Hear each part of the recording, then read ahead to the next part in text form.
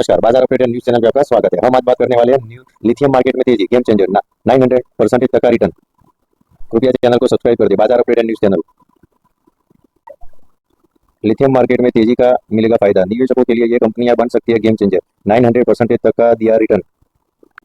भारत में तेजी से बढ़ती लिथियम मार्केट में सरकारी और निजी दोनों कंपनियां कदम रख रही है। हिंदुस्तान कॉपर, कोल इंडिया और अमरा राजा एनर्जी मोबिलिटी अब लिथियम खनन और बैटरी निर्माण में एक्टिव हो रही है। ये कंपनियां निवेशकों के लिए एक नए मौके पैदा कर रही है। जाने सभी की वित्तीय स्थिति और शेयरों का हाल।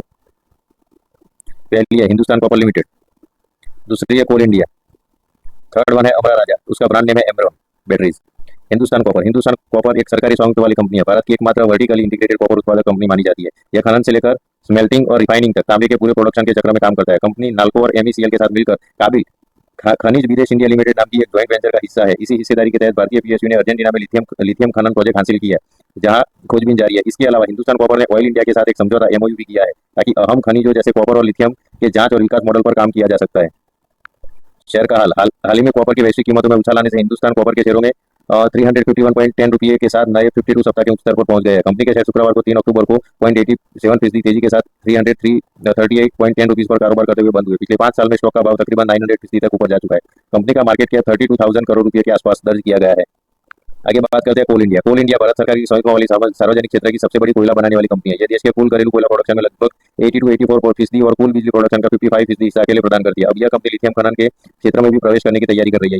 एक रिपोर्ट के अनुसार कोल इंडिया अर्जेंटीना की वाईपीएफ कंपनी के साथ 50-50 के ज्वाइंट वेंचर पर विचार कर रही है। यह साझेदारी लिथियम की खोज, खनन और उसके इंडस्ट्रियल इस्तेमाल के लिए होगा। वर्तमान में दोनों कंपनियों के बीच एक नॉन बाइंडिंग एग्रीमेंट साइन किया गया है और खनन क्षेत्र तय होने के बाद इसे औपचारिक रूप से लागू किया जाए।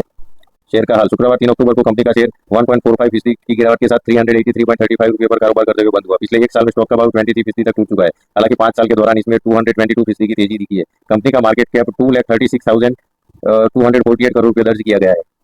आखिरी में Amara Raja energy and mobility limited Bharat की प्रमुख बैटरी निर्माता कंपनी है, जो ऑटोमोबाइल और औद्योगिक क्षेत्र के लिए लीड एसिड बैटरी बनाती है। अब company lithium ion cell manufacturing में कदम रख रही है। तेलंगाना में बन रही है गीगा फैक्ट्री भारत की सबसे बड़ी लिथियम आयन बैटरी निर्माण इकाइयों में से एक होगी। इसकी पहली फेज 2027 में शुरू होने की उम्मीद है। यह प्रोडक्ट भारत को एनर्जी स्टोरेज तकनीक में आत्मनिर्भर बनाने की दिशा में अहम कदम है।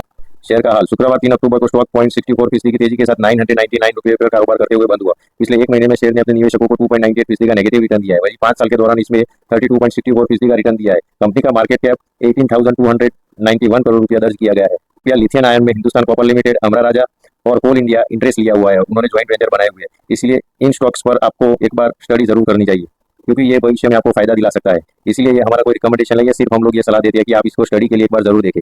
कृपया डिस्क्लेमर एक बार अवश्य पढ़ लें। अगर ये वीडियो अच्छा लगा है तो कृपया इस चैनल को सब्सक्राइब करें और वीडियो को लाइक और शेयर करें।